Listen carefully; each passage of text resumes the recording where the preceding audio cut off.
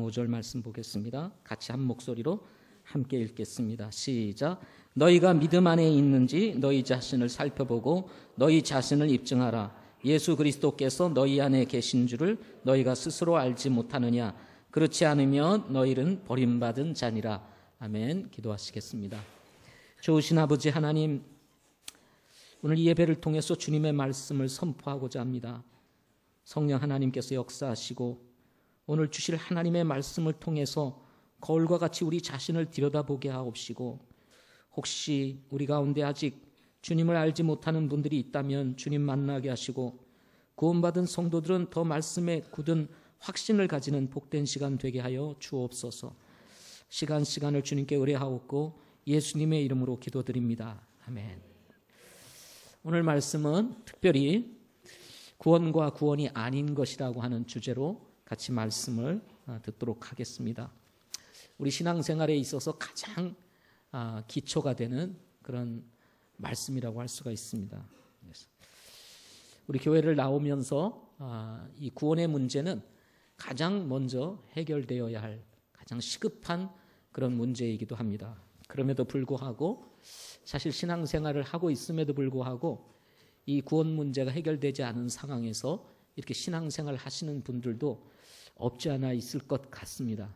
또 구원받은 줄 알고 있음에도 불구하고 우리 가운데 정말 정확하게 자신이 받은 구원이 정말 확실한 것인지 이것에 대한 분명한 확신 없이 그냥 구원받았겠지 하고 이렇게 신앙생활을 하시는 분들도 또 없지 않아 있을 거라는 생각이 듭니다. 그래서 오늘은 하나님을 경험하는 삶 시리즈 창세기 공부를 잠시 뒤로 하고, 오늘은 우리 가운데 혹시 아직 주님 알지 못하시는 분들 계시면 어떻게 하면 예수 믿고 구원받을 수 있는지 전해드리고, 또 우리 구원받은 성도들이라면 더 분명한 확신 가운데에서 신앙생활을 할 수 있도록 돕기 위해서 구원과 구원이 아닌 것이라고 하는 제목으로 여러분과 같이 함께 말씀 나누도록 하겠습니다. 최근에 세계적으로 테러가 계속 일어나고 있습니다. 파리에서도 테러가 일어나서 약 한 130명의 무고한 생명이 졸지에 세상을 떠나게 되고, 또 가족을 잃은 많은 사람들에게 슬픔을 가져다 주었습니다. 또 그것을 바라보고 있는 전 세계의 사람들도 테러로 인해서 일어나는 이런 사건을 두고 한편으로는 참 분노와 그다음에 떨림과 두려움도 없지 않아 있습니다. 또 우리나라도 여러분 테러에 무관하지 않다는 사실을 여러분 아마 느끼실 겁니다. 왜냐하면 여전히 우리나라에도 이런 테러리스트들이 들어와 있을 수 있는 가능성이 얼마든지 있기 때문인 것입니다. 그래서 언제 어느 곳에서 테러가 일어날지 우리도 알 수 없는 이런 상황 속에서 살아가고 있습니다. 특별히 테러리스트들에 대한 신문 보도를 보게 되면 그들이 대부분 거의 20대의 젊은이들이라는 것입니다. 자신의 믿는 신을 위해서 또는 이념을 위해서 자신의 젊음을 바치는 이 젊은이들의 모습을 바라다 보면서 제 마음속에 가지고 있는 안타까움이 있다면, 정말 저들이 정확한 복음 없이, 그리고 하나님이 누구인지도 제대로 알지 못한 채 엉뚱한 신을 위하여 자신의 젊음을 바치고 있다는 것입니다. 저들이 세상을 떠난 이후에 하나님 앞에 섰을 때 얼마나 충격적일 건가를 생각해 보면 참으로 안타까움 금하지 않을 수가 없습니다.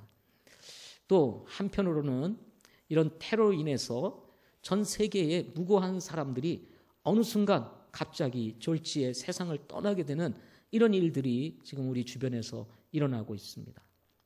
이런 걸 생각해 보면 사람의 생명이라는 것이 참 보잘것없는 것이라는 생각도 가져보게 되는 것입니다. 오늘 우리가 살다가 내일 어떻게 될지 알지 못하는 것이 우리의 인생이라는 것입니다. 따라서 정말 이런 긴급한 이런 시대 속에서 우리가 살아가면서 정말 우리에게 중요한 게 뭘까? 우리는 나름대로 아침부터 저녁까지 삶의 현장에서 일을 하면서 먹고 살기 위해서 바둥거리며 살아가고 있지만, 정말 지금 이런 시대 속에서 우리에게 정말 소중하고 중요한 게 뭘까 생각해 보면 결국 우리가 다시 기본으로 돌아갈 수밖에 없습니다. 그게 뭐겠어요? 그것이 구원인 것입니다. 정말 내가 구원받았나 하는 것입니다. 정말 내가 거듭났나? 내가 오늘 세상을 떠나면 천국 갈 수 있는 확신이 분명한가 하는 것입니다. 이것이 아니면 우리가 정말 신앙생활하는 거, 그리고 우리가 정말 믿음 생활하는 거, 우리가 살아가는 이 모든 수고, 이게 다 어느 날 헛될 수밖에 없다는 것이 우리 성경이 내리는 결론이 아니겠습니까?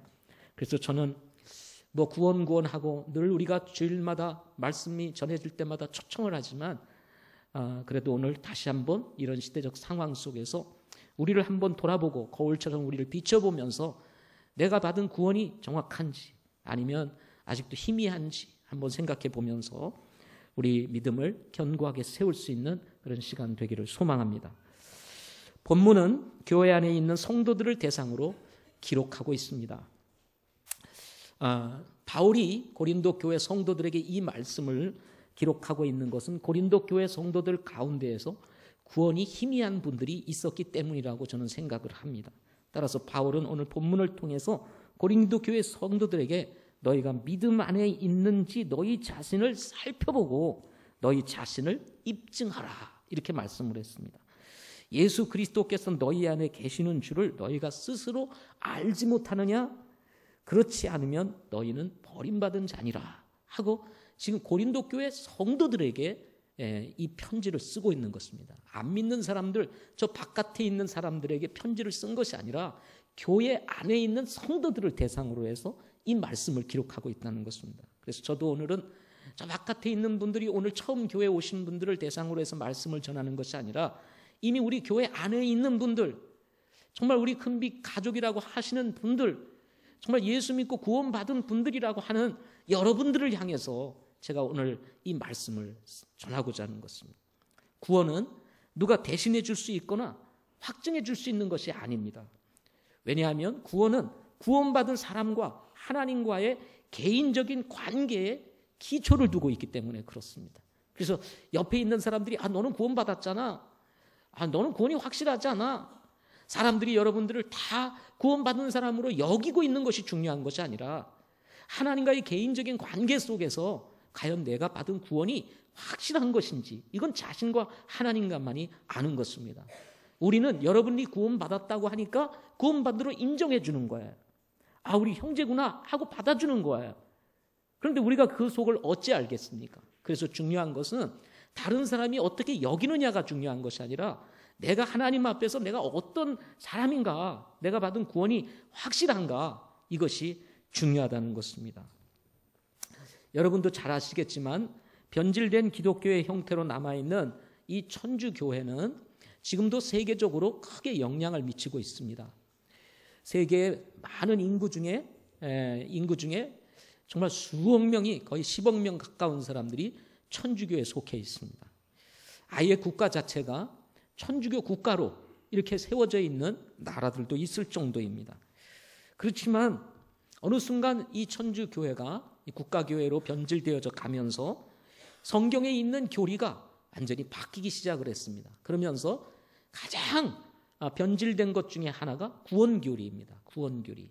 그래서 이 천주교회는 예수 믿고 정말 제사함 받고 그분을 영접함으로 구원받는 것이 아니라 자신들이 가지고 있는 성례를 쫓아서 행할 때에 구원을 받는다고 이렇게 가르치고 있습니다. 이 천주교회는 7대 성사라는 것이 있습니다. 성세, 성사, 세례를 받는 것입니다. 세례를 받으면 영생이 보장이 된다. 이렇게 가르칩니다. 견진성사, 성유, 기름을 바르면서 이 주교가 손을 얹으면서 이제 축복의 기도를 딱 하면 성령이 그에게 임하고 선물도 같이 임한다. 이렇게 가르칩니다. 고해성사라는 것이 있습니다. 죄를 고백하면 신부가 용서해 주잖아요. 이런 고해성사. 그다음에 성체성사라는 것이 있습니다. 그것은 주의 만찬. 일명 우리 천주교에서는 성찬식 이렇게 얘기를 합니다. 그래서 이 성찬식을 천주교에서는 주님의 살과 피를 나누기 위해서 떡과 포도즙을 먹는데 이 포도주하고 떡을 마실 때에 실제로 예수님의 피로 그리고 실제로 예수님의 살로 변한다. 그래서 이것을 화채설이다 하는데 이것을 화채설로 믿는다는 거야. 그래서 이 성만찬을 해야만 이것도 구원의 한 과정으로 이렇게 여기게 되는 것입니다. 또 종부성사라고 하는 것이 있는데 이것은 사람이 죽기 전에 하는 예식으로서 병이 들거나 죽음의 직전에 이를 때 이것을 해야만 구원이 완성이 된다. 이렇게 말하는 것입니다.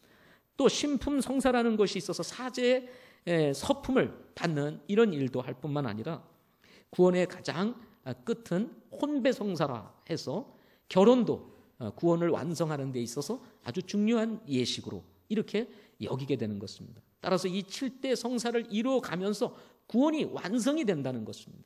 따라서 이 구원이라고 하는 것은 전적으로 하나님의 은혜로 값없이 주어지는 선물이 아니라 이런 행위를 통해서 구원을 받는다고 가르치게 되는 것입니다. 뿐만 아니라 천주교는 우리와 다르게 연옥을 가르칩니다. 천국과 지옥 사이에 뭐가 있다는 거예요? 연옥이라는 것이 있다는 것입니다. 예. 천국과 이 지옥 사이에 있는 이 중간 지점에 있는 이 연옥에 이 사람들이 들어가게 되는데 아주 큰 죄, 대죄, 아주 큰 죄를 범한 사람은 바로 지옥으로 가지만 잘 모르고 대죄를 지었거나 그 다음에 작은 죄들을 지은 사람들은 바로 지옥으로 가는 것이 아니라 이 연옥으로 가게 된다고 합니다. 그래서 이 연옥으로 들어가게 되면 그곳에서 불로 고통을 당하면서 하나님이 의도적으로 이 사람을 고통 가운데 불어넣어서 그 죄를 정화시킨다는 거예요. 불로 정화를 시킨 다음에 이들을 천국으로 보낸다는 것입니다. 이것이 바로 연옥설이라는 것입니다. 수많은 사람들이 지금도 연옥에 들어가 있는데 이 연옥에 들어가 있는 사람들을 1500년대에는 면죄부를 사게 되면 이 사람들의 죄가 용서되어서 천국을 간다 해가지고 면죄부를 팔기도 했고 또 살아있는 사람들이 이 면죄부를 사게 되면 아예 죄를 사면을 받아가지고 바로 천국에 갈 수 있다 해서 면죄부를 팔기도 했던 그런 역사를 천주교에서는 가지고 있습니다. 지금은 면죄부를 판매하고 있지는 않지만 여전히 다른 형태로 연옥에 들어간 사람들도 천국에 갈 수 있다고 가르쳐서 거짓된 희망을 사람들에게 불어넣고 있다는 것입니다. 여러분, 사람이 바로 지옥에 가지 아니하고 연옥에 갔다가 그리고는 불로 정화가 된 이후에 좀 고통스럽긴 하지만 그리고 천국으로 들어간다고 생각할 때 얼마나 위로가 되겠습니까? 그렇지 않으세요? 격려가 되시지 않습니까? 그래도 내가 기회는 있다. 뭐 이런 생각을 사람들에게 집어넣어 준다는 것입니다. 그러나 이것은 성경에 없는 새빨간 거짓말입니다. 성경에는 그 어디에도 천국과 지옥 사이에 연옥이 있다고 가르치지를 않습니다. 우리 사람 이름으로 연옥은 있어도 이 천국과 지옥 사이에 연옥은 없습니다. 좋은 것이 아닙니다. 하나님은 거룩하신 분이시고 그리고 거짓말하지 않으시는 분이십니다. 그리고 자신을 부인하실 수 없는 분이 바로 우리가 믿는 하나님이신 것입니다. 오늘 본문을 통해서 이렇게 말씀하십니다. 예수 그리스도가 너희 안에 계신 줄을 너희가 스스로 알지 못하느냐? 그렇지 않으면 너희는 뭐라고 그랬어요? 버림받은 자니라. 그러니까 예수 그리스도가 우리 안에 계신 줄을 스스로 알지 못하면 이미 버림받은 자라고 정의를 정확하게 내리고 있는 거예요. 뭐 연옥에 갔다가 정화가 돼가지고 뭐 천국으로 간다 이런 이야기가 성경에 없는 것입니다. 이런 거짓된 복음을 가르치는데도 불구하고 수많은 사람들은 솔깃해가지고 그것을 쫓아가고 있는 이런 시대적 상황을 우리는 경험하고 있는 것입니다. 그런가 하면 어떤 사람들은 말하기를 주님의 이름을 부르면 구원을 받을 것이라고 가르칩니다. 마태복음 21장 21절부터 23절 말씀에 보면 내게 주여 주여 하는 자가 다 하늘의 왕국에 들어가지 아니하고 오직 하늘에 계신 내 아버지의 뜻을 행하는 자라야 들어가리라. 그날에 많은 사람들이 내게 이르기를 주여 주여 우리가 주의 이름으로 대언하지 아니하였나이까? 주의 이름으로 마귀들을 내쫓지 아니하였나이까?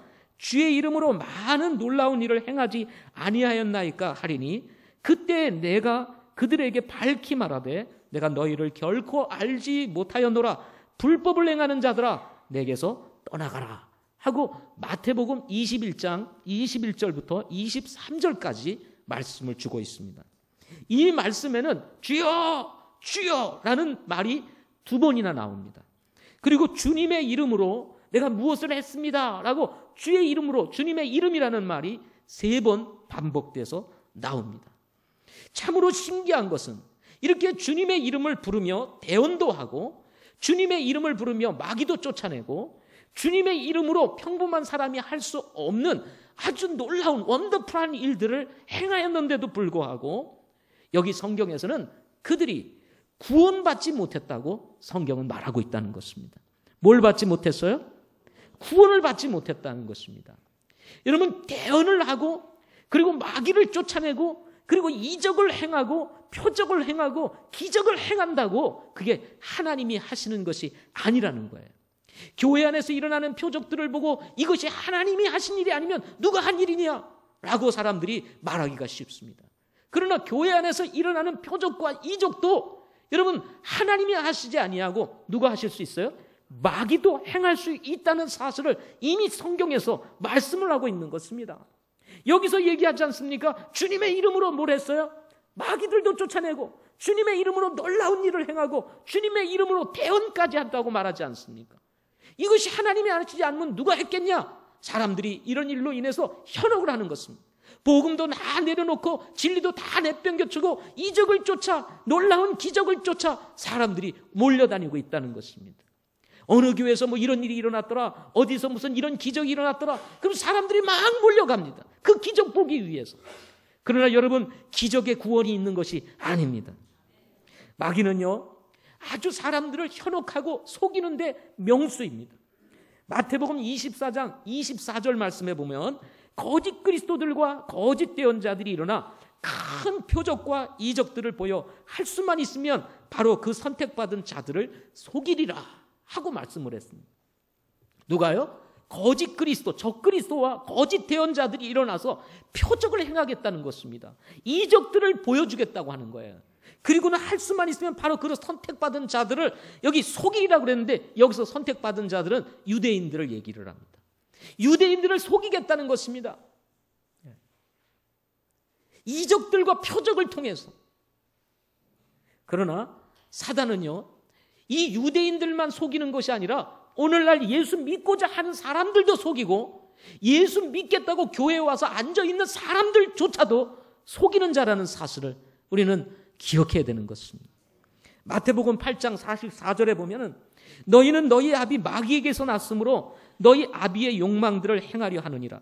그는 처음부터 살인한 자요 자기 속에 진리가 없으므로 진리 안에 거하지 아니하고 거짓말을 할 때 자기 것으로 말하나니 이는 그가 거짓말쟁이요 거짓의 아비이기 때문이라 하고 얘기를 하면서 이 마귀 사탄은 아주 거짓말쟁이, 그것도 진짜처럼 거짓말하는 거짓말의 아주 명사인 대명사인 사람이라는 것을 이 성경에서 밝혀주고 있다는 것입니다. 요즘요 보면은 뭐 다단계라든지 막 이런 것들이 오래전부터 문제가 되고 있다는 사실을 여러분 잘 알지 않습니까? 다단계 해가지고 돈 벌 수 없고 이러 다 가가지고 돈 바치다가 까먹고 돈 나온다는 거 다 알지 않습니까? 그럼에도 불구하고 여전히 사람들이 아주 그냥 이렇게 기가 막히게 귀를 달콤하게 해주는 말에 속아서 다단계에 빠져가지고 재산 잃어버리고 삶을 망가지는 젊은이들이 지금도 많다는 거예요. 지금도. 예? 지금도 많다는 것입니다. 이게요 아주 이 속임수가 구별하기 힘들 정도로 들으면 그냥 혹할 정도로 이렇게 속인다 이 말이죠. 마귀가 교회 안에서도 얼마든지 이렇게 이적과 표적들로 사람들을 속일 수 있다는 것입니다. 마귀가 얼마나 잘 속이는지 예수님께서도 말씀하시기를 요한복음 8장 45절에 이렇게 얘기했습니다. 그런즉 내가 너희에게 진리를 말하므로 너희가 나를 믿지 아니하는도다. 예수님께서 직접 나타나셔서 진리를 말해주는데도 사람들이 믿지를 않아요. 어떤 사람들에게 복음을 전하다 보면 이런 말씀을 합니다. 예수님이 직접 오셔서 말씀을 해준다면 내가 믿을까? 이거 뭐 믿을 수 있겠습니까? 벌써 2000년 전의 일을 어떻게 믿으라는 얘기입니까? 예? 1, 2년도 아니고 2000년 전의 일을 지금 예수 믿고 구원받으라고 하면 어떻게 믿겠습니까? 예수님이 나타나셔서 이곳에서 얘기를 하신다면 내가 믿겠습니다. 이렇게 말을 하는 사람들이 있습니다. 그런데요, 성경은요, 예수님이 직접 살아계실 때도 예수님이 진리를 말했는데도 불구하고 백성들이 그를 믿지 아니했다는 것입니다. 왜요? 사탄이 속이는 것입니다. 우리와 같은 믿음을 가지고 계신 분들 가운데서도 주님의 이름을 부르는 자들은 구원을 받으리라 하고 이렇게 말을 하는 사람이 있습니다. 주님의 이름을 부르면 구원받는다는 거예요. 누구든지 주님의 이름을 부르기만 하면 구원받는다는 거예요. 그래서 우리가 복음을 전했는데 한 달에 막 2,000명씩 몇천 명씩 구원을 받는다, 이렇게 이 얘기를 합니다. 물론 제가 단순하게 들은 말인지는 모르겠습니다. 그렇지만 주님의 이름을 부르는 자는 구원을 받으리라, 그렇게 해서 주님의 이름을 부릅니다. 그러면 그게 구원이다, 이렇게 말하는 것은 매우 위험스러운 것입니다. 물론 로마서 10장 13절에 확실하고 분명하게 주님의 이름을 부르는 자는 구원을 받으리라 하는 말씀이 기록되어 있습니다. 그러나 단순하게 이 말씀을 생각하기 전에 로마서가 기록될 당시의 배경을 이해하지 아니하면 이런 말씀을 오해하기가 쉽다는 것입니다. 이 로마서가 기록될 당시 로마는 세계가 로마로 통하는 시대였습니다. 당시 로마 황제는 신으로 불려지고 있었고, 로마 황제 외에 주라고 부르기만 하면 그는 황제를 배신하고 반역하는 행위가 되기 때문에 처형되는 그런 시대였습니다. 황제는 그야말로 신과 같은 절대적 권력을 가지고 있었습니다. 이렇게 황제를 주라고 부르는 시대에 그 황제를 버리고 예수 그리스도를 주님이라고, 하나님이라고, 신이라고 여러분 부른다고 하는 것은 결국 뭐를 버리는 것과 같은 것이었어요? 목숨을 버리겠다는 각오와도 같은 것이었습니다. 따라서 당시 사회에서 사람들이 예수님을 주라고 부르는 것은 황제에 대한 배신이요 반역이기 때문에 지금과는 전혀 다른 상황이었다는 것입니다. 죽음을 앞에 두고도 예수님을 주라고 부르겠다는 사람들을 두고 주님의 이름을 부르는 자들은 구원을 받으리라, 이렇게 말을 했던 것입니다. 지금 시대는 어떻습니까? 예수님을 주님으로 부른다는 의미조차도 무엇인지 모르고 그냥 주님, 주님, 교회 다니니까 주님, 주님, 아버지, 아버지 하고 이렇게 부르시는 분들이 있다는 것입니다. 안타까운 것은 최근 우리 한국 교회가 어지럽습니다.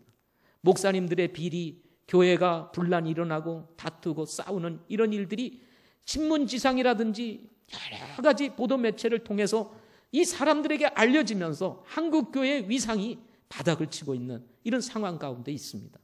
이러다 보니 신앙생활을 10년, 20년, 30년 아주 잘 하시던 분들이 실망을 해서 그만 교회를 떠나는 일들이 많습니다. 지금 한국 교회가 지금 숫자가 막 급격하게 줄어가고 있습니다. 여러분 생각을 해보십시오. 내가 적어도 예수님을 믿고 적어도 그분이 어떤 분이신지를 알고 마음속에 예수 그리스도를 구세주로 주님으로 영접하고 하나님을 인격적으로 만났다면, 여러분 내가 교회에 대해서 실망할 수 있습니다. 목사에 대해서 실망할 수 있습니다. 그렇다고 여러분 신앙을 떠날 수 있겠습니까? 사람에게는 실망할 수 있어요. 사람에게 넘어질 수 있습니다. 사람 때문에 시험에 들 수는 있어요. 그렇지만 하나님을 떠날 수 있겠습니까? 여러분은 어떻게 생각하십니까? 과연 교회를 버리고 다른 곳으로 갈 수 있겠냐 이 말이에요. 그 교회가 마음에 안 들면 다른 교회를 찾아서 옮기는 한이 있어도 내가 신앙생활하고 믿음 생활하는 것이지, 교회를 떠나서 천주교회로 가는 거예요. 천주교회로. 장로라고 하는 직분을 가지신 분이, 집사님이라고 하는 직분을 가지신 분들이, 신앙생활 잘한다고 하셨던 분들이, 수십 년 신앙생활을 하셨다는 분들이 교회를 떠나서 여러분 천주교로 갔어요. 요즘 천주교회는요, 이 기독교에 있었던 교회 다니던 사람들이 밀려와가지고 아주 줄을 쓰고 있다고 합니다. 줄을. 과연 주님의 이름을 부른다고 구원을 받았을까요? 예수님의 이름을 부른다고 과연 구원을 받았을까요? 과연 거듭난 성도들이 정말 천주교로 갈 수 있을까요? 이거는 있을 수가 없는 것입니다. 구원은 예수 그리스도께서 하나님의 아들이시며 우리를 죄에서 구원하시기 위해서 오신 구세주이시며 유일하신 구원자로 믿고 인격적으로 예수님을 받아들인 분들에게 주어지는 것입니다. 그런가 하면 어떤 분들은 믿으면 구원을 받는다고 하는 분들이 계십니다. 에베소서 2장 8절 9절 말씀에 보면 너희가 믿음을 통해 은혜로 구원을 받았나니 이것은 너희 자신에게서 나는 것이 아니요 하나님의 선물이니라. 행위에서 나는 것이 아니니 이것은 아무도 자랑하지 못하게 하려 함이라고 말씀을 했습니다. 이 말씀에서 분명히 믿음을 통해서 은혜로 구원을 받는다고 말씀을 했습니다. 예, 맞아요. 믿음을 통해서 구원을 받는다고 성경은 말씀하고 있습니다.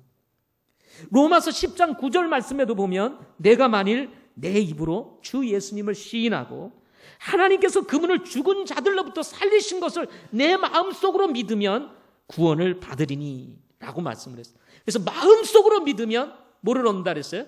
구원을 얻는다 그랬습니다. 맞습니다.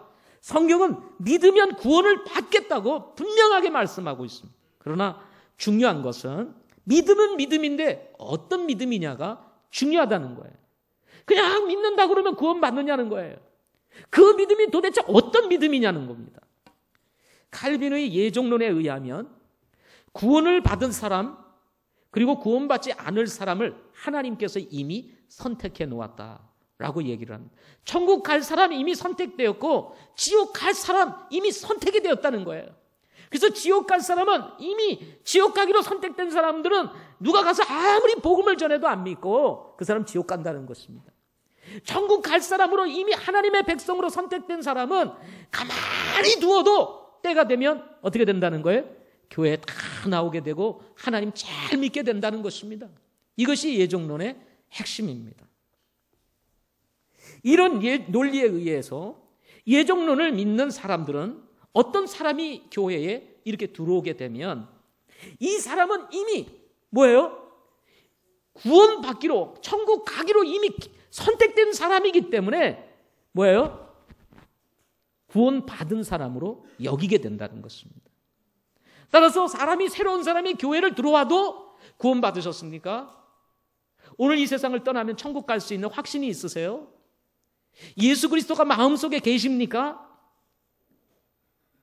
당신이 죄인이라는 사실을 아세요? 이런 이야기를 전혀 하지 않는다는 것입니다. 왜? 이미 구원하기로 하나님이 선택한 사람들이기 때문에. 따라서 어떤 사람이 교회를 들어오게 되면 구원에 대해서는 전혀 언급하지 아니하고 어떻게 해요? 이미 구원받은 사람으로 여기고 신앙생활을 시작하게 된다는 것입니다. 그리고는 어떻게 됩니까? 예수님께서 누구시고 세상에 왜 오셨고 그리고 왜 죽으셨고 왜 장사 지내온 바 되었다가 왜 부활하셨는지에 대해서 말씀을 배우게 되는 것입니다. 그리고는 이렇게 배운 사실을 자연스럽게 받아들이게 되는 것입니다. 자연스럽게 받아들이는 거예요. 그래서 믿습니까? 그러면 믿습니다. 당연히 교회를 다니니까 예수님을 믿죠. 예수님이 죽으셨다는 이야기 듣고 장사 지낸 바에 대한 얘기 듣고 부활하셨다는 얘기를 듣고 다 그랬으니까 신앙생활하는 사람들이 안 믿겠습니까? 다 믿죠. 그러나 이렇게 믿은 믿음이 지식적인 믿음이 될 가능성이 매우 높다는 것입니다. 지적인 믿음이에요. 지적인. 문제는 뭐냐면 자신의 구원 문제를 두고 예수 그리스도 앞에서 하나님 앞에서 자신의 죄인됨을 인정하거나 그리고 예수 그리스도 앞에서 자신의 죄를 회개하거나 그리고 예수 그리스도를 구세주로 주님으로 인격적으로 영접하지를 않는다는 것입니다. 왜 그렇습니까? 이미 구원받은 사람이니까. 이미 선택된 사람이니까. 이미 천국 가기로 하나님께서 작정하신 분들이니까 그런 얘기를 할 필요가 없다고 생각하는 것입니다. 과연 이런 사람들이 예수님을 믿는다고 구원을 받을 수 있을까요? 사랑하는 성도 여러분, 하나님께서는 창세전에 모든 사람들을 다 구원하시기로 그리스도 안에서 선택을 하셨습니다. 다시요. 하나님께서는 창세전에 모든 사람들을 다 구원하시기로 그리스도 안에서 선택하셨습니다. 그러나 문제는 하나님께서 구원하시기로 다 선택을 하였지만 문제는 우리 자신이 이를 받아들이지 아니하면 우리가 그리스도 안에 들어갈 수가 없다는 것입니다. 구원을 받을 수가 없다는 것입니다. 예수님께서 이스라엘 백성들을 구원하시기 위해서 예수님께서 이 땅에 오셨습니다. 자기 백성을 위해서 오셨습니다. 자기 백성 이미 선민 아닙니까? 선민. 선택한 백성 아닙니까? 그러니까 이들은 자연스럽게 다 구원받아야 되죠. 하나님이 선택한 백성인데 예수님이 오셨는데 왜 안 믿어야 됩니까? 다 믿어야죠. 그죠? 선민 아닙니까? 그런데 요한복음 1장에 보면은 그들이 받아들이지 아니했다 하고 말합니다. 거절했다는 것입니다. 거부했다는 것입니다. 그래서 유대인들이 예수 믿고 구원 받습니까? 못 받습니까? 선택됐다고 다 천국 갑니까? 안 그래요. 지금도 그들은 예수 그리스도를 메시아로 믿지를 않고 있습니다. 그래서 그들에겐 구원이 없는 거예요. 사람을 하나님께서는 하나님의 형상대로 지으셨다고 말씀하셨습니다. 여러분 믿으십니까? 근데 형상대로 지으셨다는 의미가 뭘까요? 하나님은 우리를 하나님처럼 인격을 가진 자유의지를 가지고 자기 스스로 의지를 가지고 선택할 수 있는 인격적인 존재로 만드셨다는 의미입니다. 그래서 로마서 10장 9절에서 내가 만일 내 입으로 주 예수님을 시인하고 하나님께서 그분을 죽은 자들 가운데서 살리신 것을 내 마음속으로 믿으면 구원을 받으리니 라고 말씀을 할 때 여기 만일이라는 말을 여기 사용하고 있습니다. 내가 만일 내 입으로 예수님을 주로 시인하고 하나님께서 그분을 죽은 자들 가운데 살리신 것을 마음속으로 믿으면 구원을 받겠다는 거예요. 하나님은 강제하지 않으세요. 믿는 것조차도 우리의 의지와 상관없이 강제적으로 믿게 해서 우리의 의지와 상관없이 그냥 천국 보내고 지옥 보내시는 분이 아니라는 것입니다. 복음은 주셨습니다. 예수님 오셨습니다. 십자가를 통해서 모든 구속의 역사를 이루셨어요. 그렇지만 그것을 받아들이느냐 받아들이지 않느냐는 것은 누구의 문제죠? 우리 개인의 문제라는 것입니다. 에덴 동산에서도 마찬가지입니다. 선악을 알게 하는 나무의 열매를 먹지 말라. 먹는 날에는 죽으리라고 말씀하셨을 때도 하나님께서 결과에 대해서는 말씀하셨어요. 이것을 먹게 되면 이렇게 될 거야 하고 결과에 대해서 말씀을 하셨습니다. 그러나 따 먹을 것인가 따 먹지 말아야 될 것인가 하는 의지는 그 자유의지는 누구에게 있었습니까? 바로 사람에게 있었다는 것입니다. 하나님께서 아이의 의지를 구속하시고 따먹지 못하도록 만드시거나 이렇게 하지 않으셨다는 거예요. 결과에 대해서는 말씀하셨어요. 그러나 그걸 먹을 것인가 말 것인가에 대한 선택은 누가 해야 됩니까? 사람이 해야만 했다는 것입니다. 이슬람교와 기독교가 다른 점이 무엇입니까? 저는 한국에 이슬람을 믿는 사람들이 지금 여러 가지 이유로 인해서 한국에 들어오는 것이 매우 위험하다고 생각하는 사람 중에 하나입니다.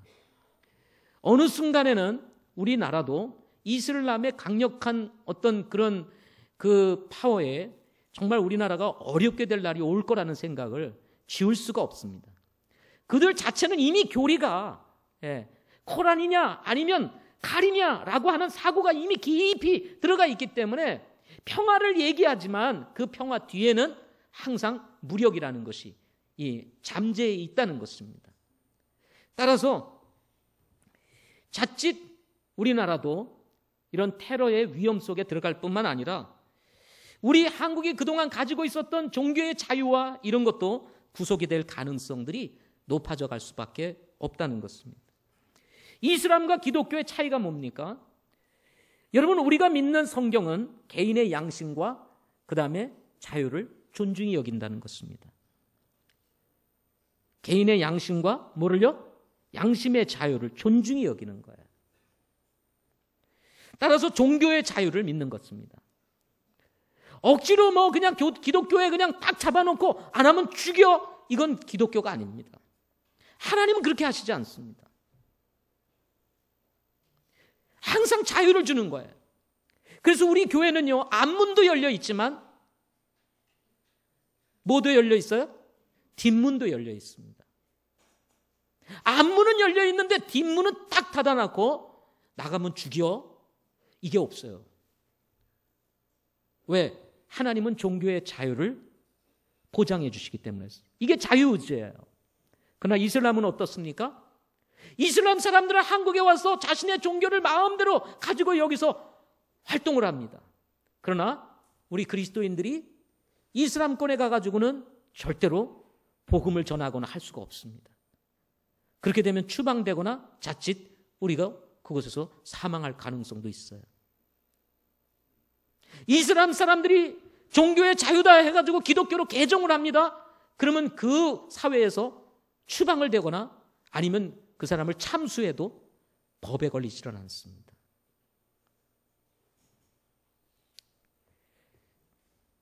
천국 갈 사람, 지옥 갈 사람을 정해 놓으셨다면 이것은 그야말로 성경의 정신과 위배가 되는 것이며 하나님의 형상대로 지음을 받은 인간의 자유의지를 부여하신 하나님께서 스스로 인간의 자유의지를 무시하게 됨으로 인해서 자신을 부인하게 되는 모순에 빠지게 된다는 것입니다.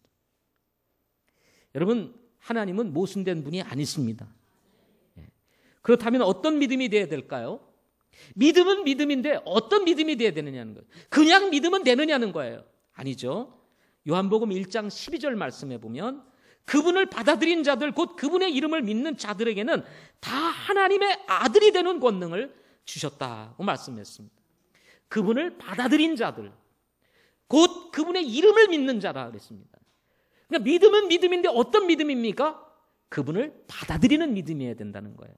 그냥 단순하게 믿는 게 아닙니다. 그분을 인격적으로 받아들이는 믿음이에요. 자신의 인생의 구주로 주님으로 받아들이는 믿음이 될 때 그 믿음이 온전한 믿음이 된다는 것입니다. 같은 원리로 계시록 3장 20절 말씀해 보면 보라 내가 문 밖에 서서 두드리노니 누구든지 내 음성을 듣고 문을 열면 내가 그에게로 들어가 그로 더불어 먹고 그는 나와 함께 먹으리라. 예수님이 우리의 마음의 문까지 찾아오셔서 두드립니다. 내가 꾸준히 날 믿어. 날 믿으면 영원한 생명을 얻을 수 있어. 하늘의 소망 가지고 살 수 있어.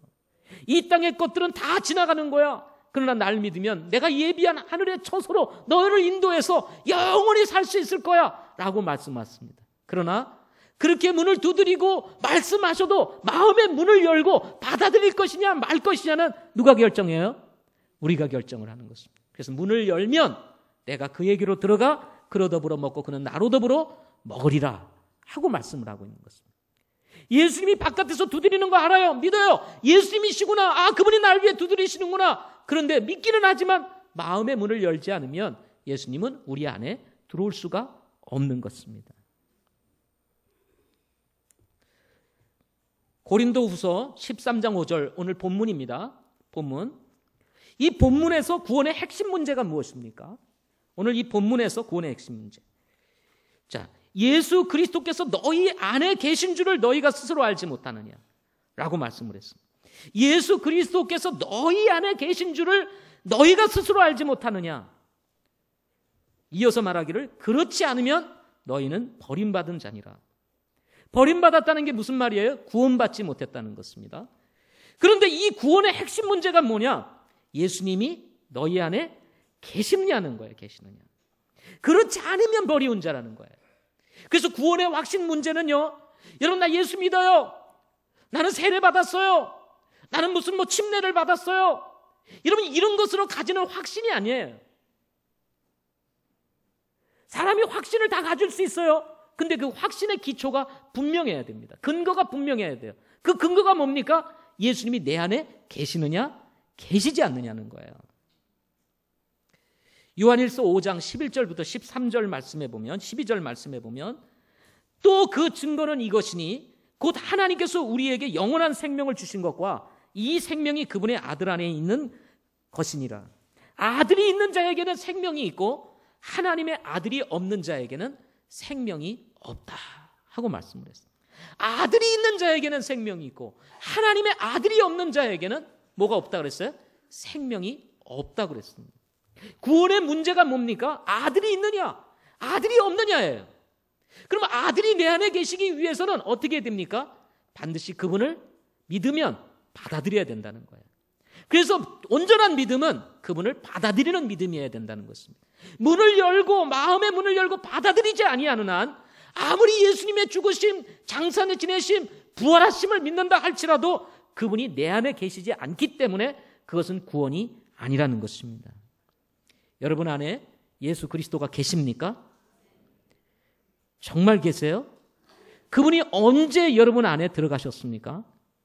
예수 그리스도를 개인의 구주로 주님으로 영접하신 적이 분명히 계세요? 그것이 없다면 여러분 아무리 예수 믿고 신앙생활을 오래 했다 할지라도 그것은 구원이 아닌 것입니다. 구원받은 증거가 뭐예요? 유대인이냐 이방인이냐? 아닙니다. 난 유대인이니까 난 선택한 민족이야. 나 구원받았어. 여러분, 아닙니다. 예수님을 믿느냐 믿지 않느냐, 여러분 제가 설명했죠. 이게 믿음인데 이게 잘못된 믿음이면 그것도 아닌 것입니다. 모태신앙이냐? 아닙니다. 여러분, 성경에는 모태신앙이 없어요. 니고데모도 어떻게 했습니까? 니고데모도 어떻게 했어요? 예수님 만나서 구원받았습니다. 유대인들은 다 모태신앙이에요. 그렇죠? 유대인들은 다 모태신앙이에요. 그런데 니고데모에게 찾아가서 내가 거듭나지 아니하면 하나님 나라를 볼 수 없다 그랬어요. 네. 여러분, 성경에서 모태신앙 아닙니다. 난 모태신앙이니까 자동 구원 받아요? 아니에요. 구원은 개인적인 것입니다. 부모에 의해서 유전되는 것이 아닙니다. 모태신앙 그래서 자랑할 게 못 돼요. 왜냐하면 이것도 못해 저것도 못해 아무것도 못하기 때문에 그렇습니다. 학습 세례를 받았느냐 받지 않았느냐, 이것도 문제가 아닙니다. 나 학습 세례 받았는데요. 학습 세례 받은 게 구원하고 무슨 상관이 있어요? 성경에 어디도 학습 세례 받았으면 구원받았다라고 말하는 곳이 없습니다. 아까도 뭐라 그랬어요? 구원받았느냐, 생명이 있느냐 없느냐는 아들이 있느냐 없느냐에 있다는 거예요. 침례를 받았느냐 받지 않았느냐, 저 침례 받았는데요. 그게 구원이 아닙니다. 침례는 구원받은 하나의 증거로 자기가 받는 거지, 침례 받았다고 구원받은 것이 아닙니다. 저 침례 받았는데요. 어떤 사람은 한국교회에 방언이 만연을 하니까 방언을 하면은 뭐예요? 성령 받은 증거다. 그래서 나 방언하는데요. 성령 받았으니까 당연히 구원받은 거 아니에요? 여러분, 방언은 그런 방언이 아닙니다. 지금 한국에서 하는 이 방언들은 이것은 사실 성경적 방언이 아닙니다. 방언이 구원의 증거라는 말이 성경에 어디에도 없어요. 신앙에 체험을 했느냐, 체험을 하지 못했느냐, 이것도 구원이 아닙니다. 환상 중에 예수님을 보았다, 그것도 아닌 것입니다. 영접 기도를 했느냐 하지 않았느냐, 이게 구원이 아닙니다. 영접 기도를 아무리 했어도 마음으로 하지 아니하고 믿음으로 하지 아니하면 그 영접 기도도 소용이 없습니다. 가짜로 했는데 들어가겠어요? 가짜로 했는데 그냥 어쩔 수 없이 따라 하시는 경우들이 있잖아요. 하라고 그러니까. 그런 영접 기도는 의미가 없는 것입니다. 직분을 가지고 있느냐 가지고 있지 않느냐, 이것도 구원이 아닙니다. 여러분 안에 예수님이 거하시느냐가 구원인 것입니다. 예수님이 거하시느냐 거하지 않느냐, 예수님이 내 안에 거하신단 말이죠. 그러면 그것이 구원이고 그것이 영원한 생명을 얻는 거예요. 그렇지 않으면 버림받은 자다, 이렇게 말씀을 하고 있는 것입니다. 사도행전 13장 26절부터 27절 말씀에 보면 이렇게 말씀을 했습니다. 사람들아, 형제들아, 아브라함의 줄기에 속한 자들아, 너희 가운데 하나님을 두려워하는 모든 자들아, 그분께서 이 구원의 말씀을 너희에게 보내셨거늘 예루살렘에 거하는 자들과 그들의 치리자들이 그분을 알지 못하고 심지어 안식일마다 읽는 대언자들의 목소리도 알지 못하였으므로 그분을 정죄하여 그 목소리들을 성취하였도다 하고 말씀합니다. 구원의 말씀을 하나님께서 유대인들을 위해서 보내주셨어요. 그런데도 어떻게 했습니까? 그들이 믿지 않았습니다. 오히려 그분을 십자가에 못 박아 죽였습니다. 구원의 말씀, 그분이 누굽니까? 예수 그리스도입니다. 그분은 말씀의 본체이신 분이에요. 말씀의 본체이신 분이 육신을 입고 이 세상에 오셔서 우리를 구원하시기 위해서 오신 것입니다. 그런데도 불구하고 사람들이 네가 무슨 예수야? 네가 무슨 메시아야? 그래서 거절했습니다. 오히려 죽였어요. 이것이 유대인들의 모습인 것입니다. 결국은 예수님은 모든 사람의 죄를 위하여, 세상에서 모든 사람의 죄를 위하여, 우리를 위해서 예수님이 십자가에 달려 돌아가시는 것입니다. 문제는 그 예수님을 누가 알고 믿고 받아들이느냐에 따라서 여러분, 우리가 구원 받을 수도 있고 받지 못할 수도 있는 것입니다. 안타까운 것은 그렇게 메시아를 기다렸던 이 유대인들조차도 예수님을 받아들이지 않았어요. 그런데 그 예수님이 우리에게도 복음을 전해주셨습니다. 이방인들에게도. 바울을 통해서 막 복음이 증거되기 시작했습니다. 감사한 것은 저와 여러분들이 예수님을 믿고 거듭났다는 거예요. 여러분, 이건 놀라운 일 아닙니까? 네. 이런 은혜가 우리에게. 그래서 여러분, 사도행전 13장 26절 이후를 쭉 읽어보면 예수님이 죽었다가 부활하신 얘기도 거기 나옵니다. 죽은 자 가운데서 살리셨다. 그런데 이게 무슨 말이냐면 예수님을 믿으면 예수님이 죽은 자 가운데 살리신 것 같이 우리도 썩음을 보지 아니하고 어느 순간 살아나게 될 것이라고 말씀하고 계십니다. 이게 바로 복음인 것입니다. 요한복음 14장 6절에 보면 내가 곧 길이요 진리요 생명이니 나를 통하지 않고는 아무도 아버지께 오지 못하리라. 이렇게 분명하게, 이렇게 정확하게, 성경에 이렇게 선명하게 우리에게 말씀하고 있는데도 사람들이 예수님을 따라가는 것이 아니라 저 이만희를 쫓아가고 저 장길자를 쫓아가고 세상에 어머니 하나님이 어디 있습니까? 예?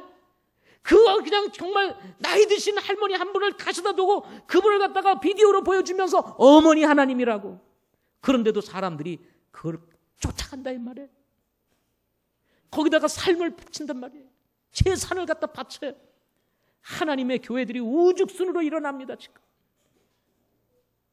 어리석은 일인 것입니다. 어리석은. 여러분, 예수 그리스도가 길이요 진리요 생명인 것입니다.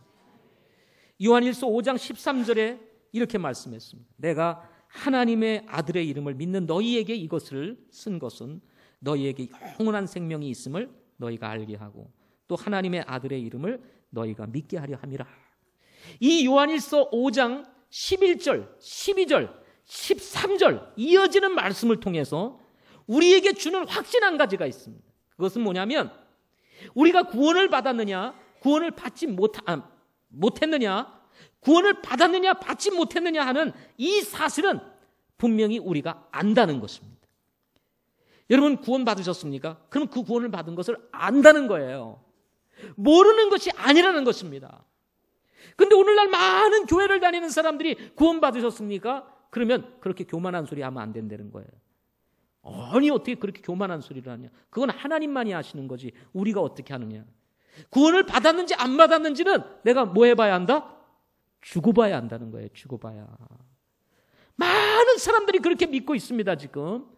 예? 제가 복음을 전하면 그렇게 말하는 사람들이 많아요. 죽어봐야 된다. 그건 우리가 아는 것이 아니라 하나님만이 아는 것이다. 이렇게 얘기를 합니다. 근데 요한일서 5장 13절에 뭐라고 그랬습니까? 내가 하나님의 아들의 이름을 믿는 너희에게 이것을 쓴 것은 너희에게 뭐가 있음을, 영원한 생명이 있음을 너희가 알게 하고, 성경을 기록한 가장 중요한 목적 중에 하나가 뭐냐면 우리가 구원받았는지 우리를 구원받지 못했는지 알게 하기 위해서 이 말씀을 기록하고 있다고 말씀했습니다. 더 놀라운 것이 한 가지 있습니다. 그것은 뭐냐면 이렇게 해서 얻어진 생명, 예수 그리스도를 개인의 구주로 주님으로 영접함으로 그분이 내 안에 오심으로 말미암아 얻어진 이 생명, 이 얻어진 생명은 여러분 잃어버리지 않는다는 것입니다. 이 얻어진 생명은 어떻다고요? 잃어버리지 않는다는 것입니다. 한 번 얻어진 생명은, 이 한 번 얻어진 구원은 잃어버리지 않는다는 거예요. 또 많은 사람들이 구원을 잃어버릴 수 있다고 이렇게 믿고 있는 사람들이 많습니다. 그러나 여러분 구원은 한 번 받으면 잃어버리는 것이 아닙니다. 아멘. 예정론을 따라가는 분들이 이런 오류에 빠집니다. 그게 뭐냐면 교회 문턱에 들어왔으니까 뭘 받은 사람이에요? 예정된 사람이잖아요. 천국 갈 사람으로 하나님 선택, 구원받은 사람으로 하나님 선택한 사람이라고 하는데 그런데 그렇게 신앙생활 잘하던 사람이 어느 날 교회를 떠나더니 막 그냥 엉망으로 살아가는 거예요. 그럼 이 사람 어떻게 된 거냐 하고 물어보면 구원을 잃어버렸다 이렇게 가르친다는 거예요. 처음부터 구원을 안 받았거나 그러면 구원을 잃어버렸다. 근데 여러분 교회 문턱 들어온 사람은 어떤 사람이라고 그랬어요? 이미 예정된 사람, 구원 받은 사람이라고 그랬잖아요. 그런데 문턱 밖으로 나갔어요. 그랬더니 잃어버렸다 이렇게 가르친다. 그래서 구원을 잃어버릴 수 있다고 믿는 사람들이 많다는 것입니다. 그러니 얼마나 두렵겠어요? 여러분 구원은 잃어버리는 것이 아닙니다. 네.